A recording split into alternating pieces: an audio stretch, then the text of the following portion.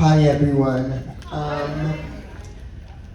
So I have a new support person, and we've been on some really crazy adventures. This one time we were out looking for books, and we decided to go to this little old bookstore on the outskirts of Portsmouth. And when we pulled up, it was very, very run down and kind of looked like the set of Cats. Like used, rundown, and hairy. Then we get inside, and it's like an episode of the TV show Hoarders. There's books taller than the Empire State Building. The guy literally looks like the child catcher from Chitty Chitty Bang Bang. And the aisles were so tight that we had to sidestep through like this, like a ballerina, just to get through. So the guy in the bookstore asks us, what kinds of books are you looking for? And we reply, biographies.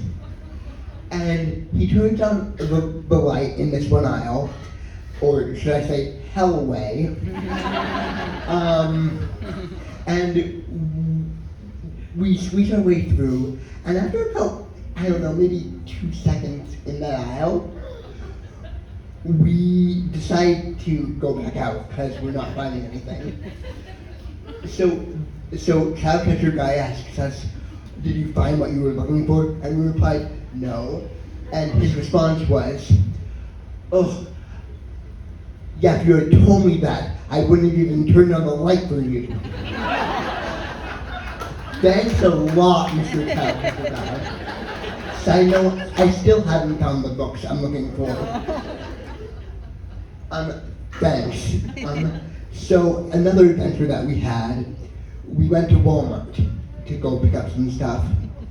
And when we walked in, we were greeted by this little old elderly lady.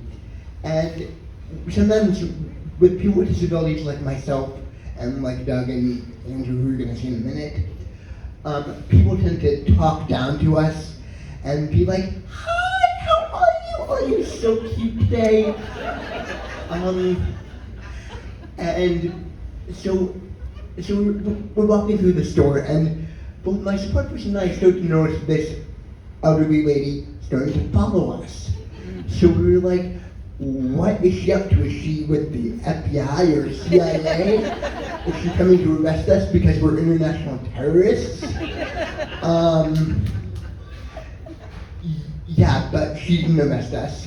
So we checked out, and she comes up to me and puts her hand on the small of my back, without my consent, mind you, and says to my support person, like I'm not even there, like I'm a ghost.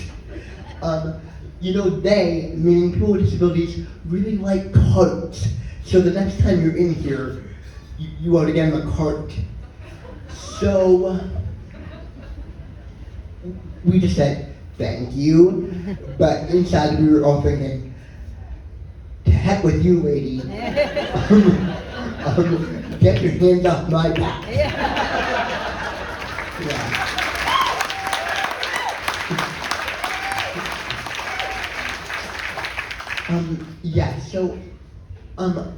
I deal with loneliness a lot, and one of the ways I recently started coping is by talking to AI. And sometimes I ask AI for recipe recommendations, and it recommends delicious recipes to me like coleslaw popsicles, pork rectum cutlets, and spaghetti jello. Yummy. Yeah, but I'm a huge theater geek, in case you haven't figured that out. And so I asked this one AI person if it had seen my favorite Broadway musical, Ragtime, which is set in the 1900s and deals with racial inequality. Very serious show, by the way, but if you ever get the chance to see it, go. But anyway, I asked it who had played the role of Sarah, who's the meek, mild female lead, and she's African American, and it said everyone's favorite Broadway royalty, Sutton Foster, who also happens to be white. So, I got to imagining the show with Sun in the lead role of Sarah, and there's this one particular scene where Sarah's family's car is wrecked. And it's wrecked by a bunch of racist firemen, and the way the scene originally goes, she gets out of the car, they wreck it, blah blah blah blah blah. But here's how I would imagine the scene with Sun going. Hey you, you so much as lay a finger on my man, I will beat you up personally. And the fireman being like, hey, wait a minute, boys, hold up, hold your horses, she's white, let her on through. Thank you, that's the end of my set.